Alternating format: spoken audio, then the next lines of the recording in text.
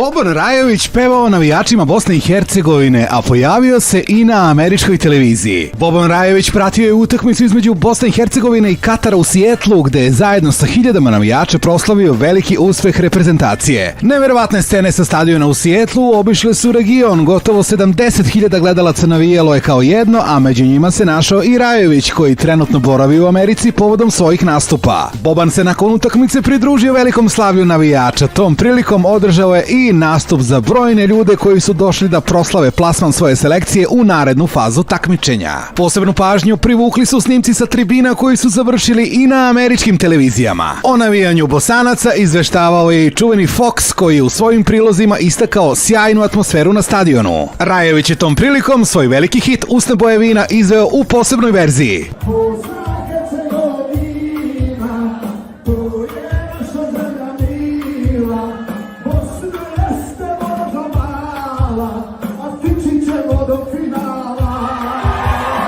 Exclusive.